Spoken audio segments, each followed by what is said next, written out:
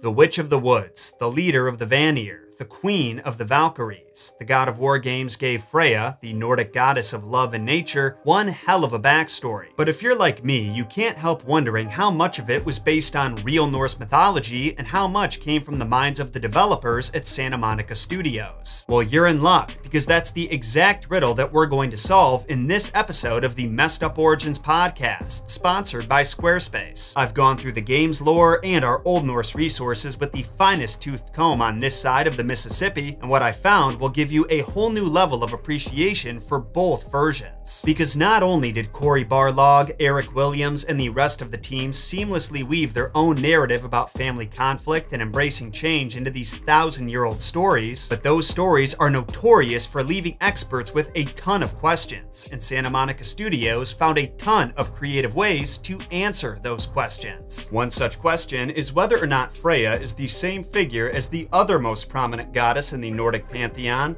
Frigg, Odin's wife. In order to understand why that question is even being asked, though, I've got to properly introduce you to Freya. Or should I say Froya, since that's closer to how her name was actually pronounced. Here's what we're gonna do. When I say Freya, I mean the video game version, and Froya is the real Norse goddess. If I didn't establish that now, this whole episode would be a lot more confusing than it's already gonna be.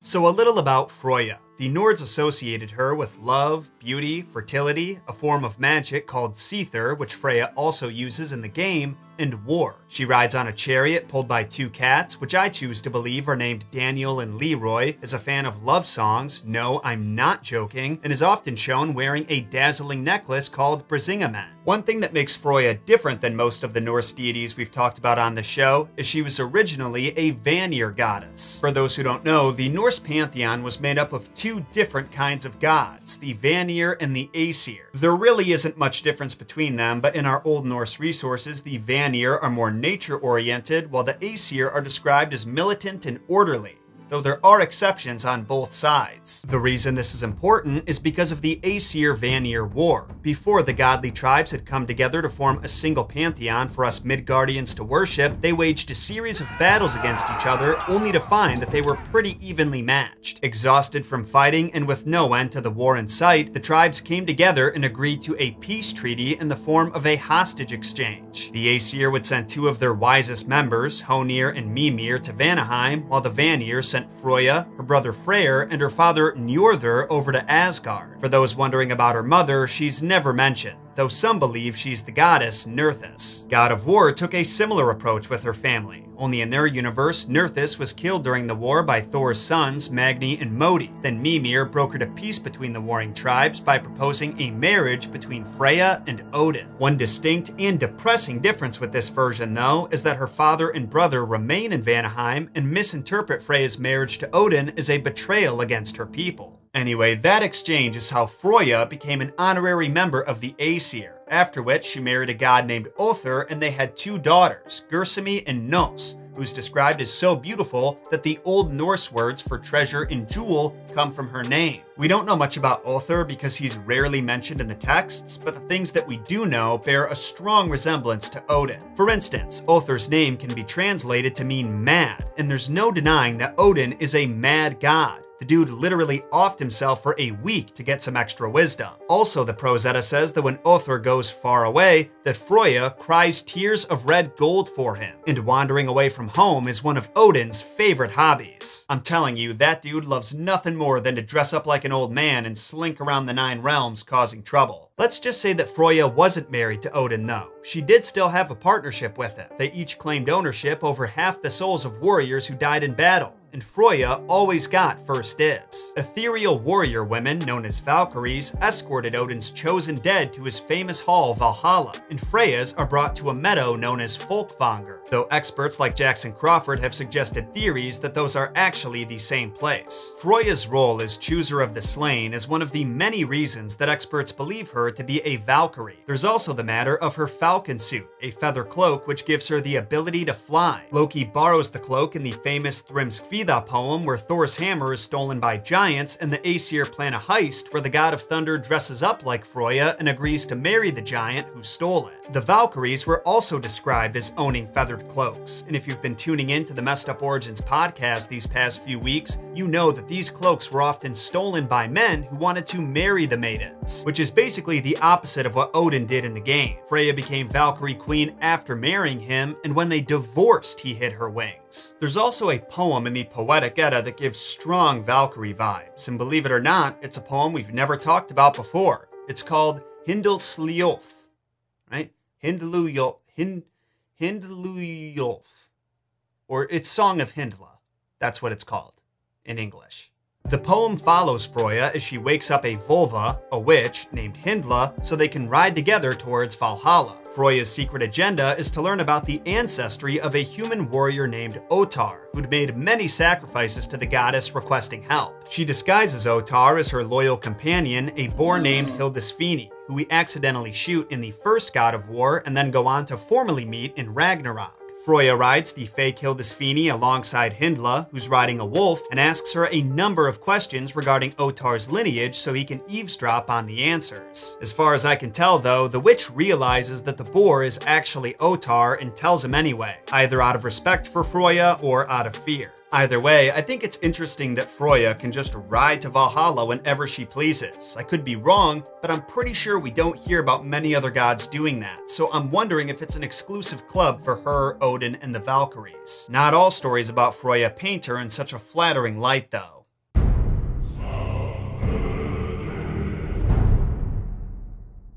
Now, I don't want to disappoint the Freyja fans watching, but a lot of the myths that she's featured in portray her as what I like to call a loose goose. Almost every time she's mentioned, someone's either requesting her hand in marriage or throwing one of her past relationships in her face. And it sounds like there's been a lot of them. Granted, it's not her fault that so many giants wanted to marry her. There was the one who stole Thor's hammer, the other who challenged Thor to a duel, and another one who offered to build new walls for Asgard if he could take Freyja, the sun, and the moon back with him to Jotunheim. But remember how I mentioned her necklace, Brisingamen? Yeah, the story of how she got it might make you see Freyja in a whole new light. In the saga of Olaf Tryggvason, which describes the life of a 10th century Norwegian king, we're told that Freyja was a concubine to Odin and one day found 4 dwarves who were skilled in craftsmanship. She saw them making a beautiful necklace and offered to buy it from them. But the dwarves said they'd only sell it if they could each spend a night with her, and she agreed. Loki goes on to rat her out to Odin, so Odin has Loki steal the necklace, then tells Freyja that she can only get it back if she makes 2 kings fight, die, and rise again, so they fight endlessly until a true Christian defeats them. Wait, what? True Christian? Why would Odin give a single Sleipnir shit about a true Christian? It turns out he didn't. This saga was actually transcribed by Christian monks, and if you're a longtime viewer of the show, you know that transcribers and translators have never been able to stop themselves from putting their own ideological spin on what they produce. The leaders of the Christian cult were not fans of empowering women and likely wanted to tarnish the way the world viewed a strong goddess like Freyja. As a result, most Norse experts consider this portrayal of Freyja as an inauthentic smear campaign. But you might recall another myth about Freyja's necklace being stolen by Loki. Yeah, either this story and the Christian propaganda are connected somehow, or Loki just really wanted that necklace. In a poem called Húsdrápa, Freyja wakes up to find her necklace is missing and recruits Heimdall to help her track it down. We only have fragments of the poem, so I'm sad to say we don't know all the juicy details about their investigation, but the poem does say that Heimdall and Loki fought in the form of seals, that Heimdall won, and that he returned the necklace to Freyja. Look, I think the boss fight against Heimdall was pretty fucking awesome, but could you imagine, just for a second, if they decided to incorporate the seal fight somehow? Yes, they might have had to design completely new seal physics, but I'm just saying.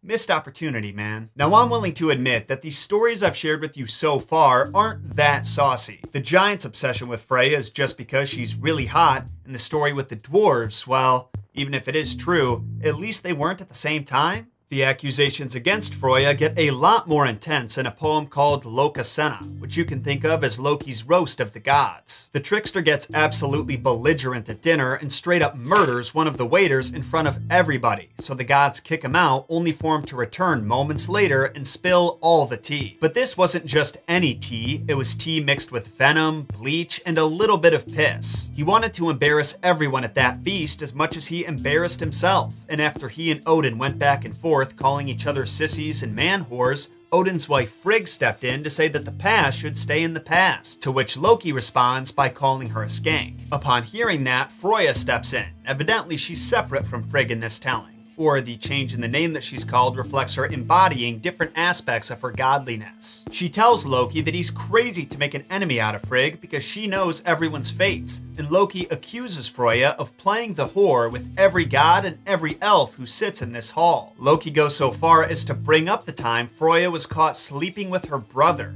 and as if that wasn't bad enough, he also says that the moment they busted her, she farted. It's up to you if you want to believe it or not, but I'm leaning towards it being true because after that, Freya's father steps in and says that sleeping with your sibling isn't as shameful as Loki's sissy behavior. Loki has a response for everyone though. He says, "Shut up, Njorth. The only reason you're saying that is because she's the product of you sleeping with your sister." So I guess incest runs in the family. If you want to know where the rest of the poem goes, watch my video on Tyr.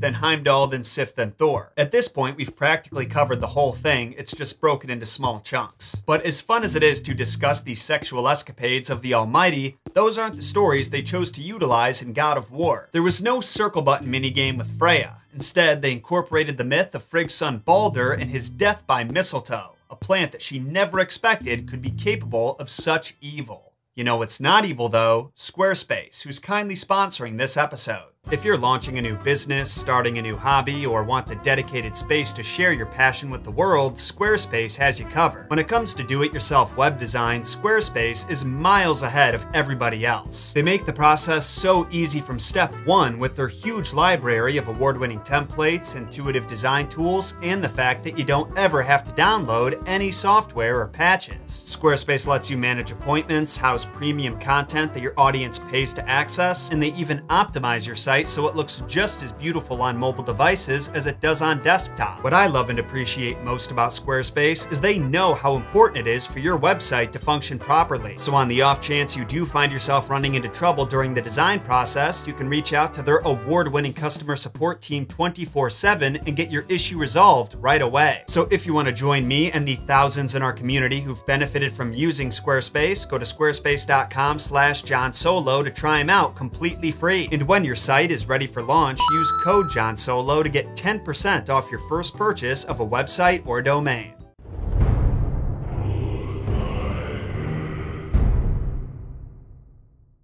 In real Norse mythology and God of War, the countdown to Ragnarok begins after the death of Baldur, who is actually Frigg's son in myth, but in the game he's Freya's son.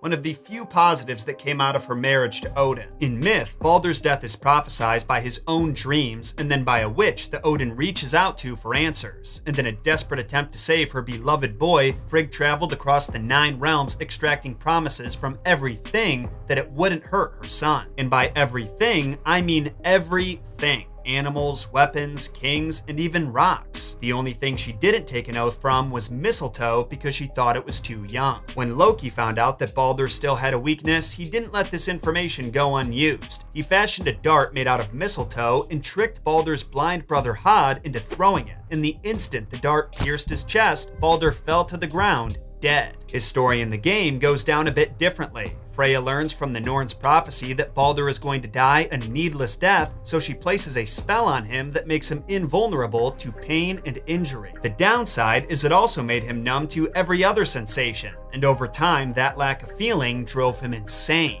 Following the theme of accidental mistletoe impalement, at the end of the first game, Baldur punches Atreus, or should I say Loki, in the chest, and the mistletoe arrow that was keeping his quiver together pierces Baldur's hand, breaking the curse and allowing him to feel once more. He's pretty happy about this development, but is still pissed at Freya for the life she deprived him of and refuses to let the past die. Instead, he wants his mother to die, which Kratos can't let happen, so he breaks Baldur's neck, and mere moments later, Fimbulwinter begins. The death of her son leaves Freya broken and angry. She spends the first act of the next game trying to take revenge on Kratos for his crime of saving her life, but he refuses to fight back, and ultimately she sees that he's not her true enemy. Odin is, and together they take their revenge against the Allfather during Ragnarok.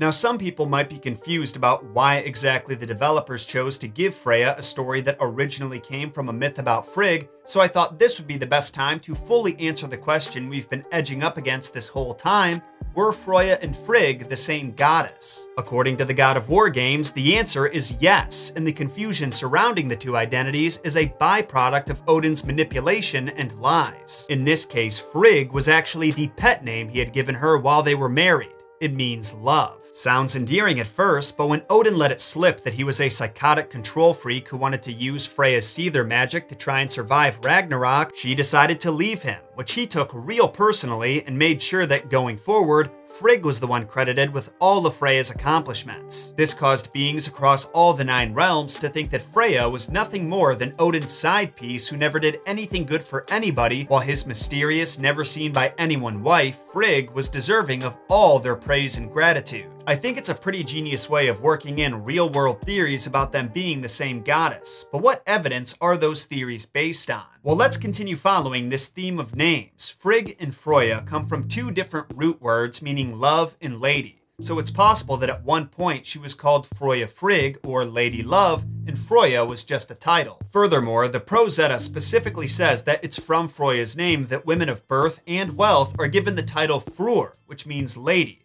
comparable to Fru in Icelandic and Frau in German. The same rule applies to her brother's name. Freyr is just the masculine form of Freya, so his name means lord, while hers means lady. And to echo what we covered earlier about her husband Other more than likely being Odin, the section that mentions her marriage to him and his constant wandering says Freya goes by different names when she travels to other realms in search of him. Those names include Madol, Horn, Geffen, and Seer. Now, I don't speak Old Norse, so I can't tell you what those names mean, but I find it interesting that she's known by different names in different nations, as the Edda puts it. It just reaffirms to me that her name totally could have flip-flopped between Frigg and Freya, depending on the context. Then there's the whole issue with Frigg's family tree.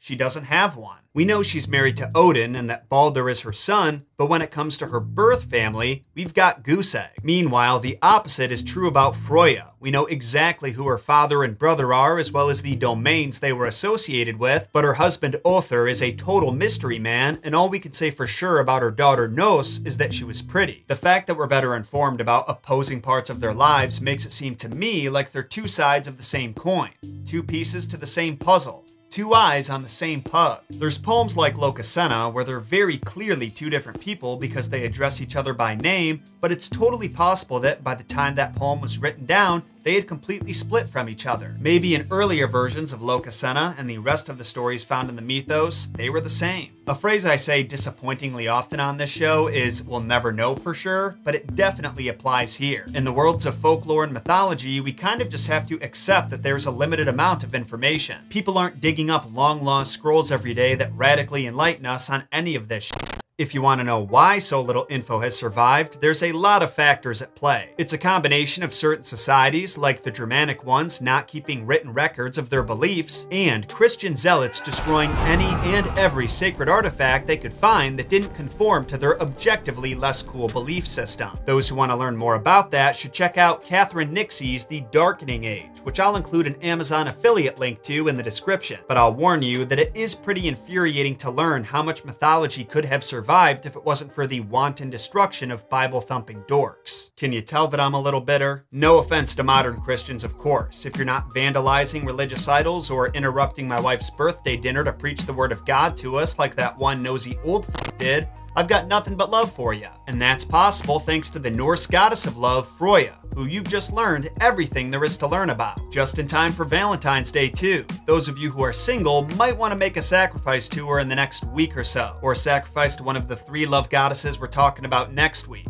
For now, though, be sure to sacrifice those like and subscribe buttons to the algorithm gods if you want more mythology deep dives sent to your sub box every Thursday. And if you don't trust YouTube sub box, which you shouldn't, find us on your favorite podcast platform, because new episodes like this one get posted early Friday mornings. Just follow the links in the description. Thanks again for watching, mere mortals. My name is Jon Solo, and don't forget, Jon shot first.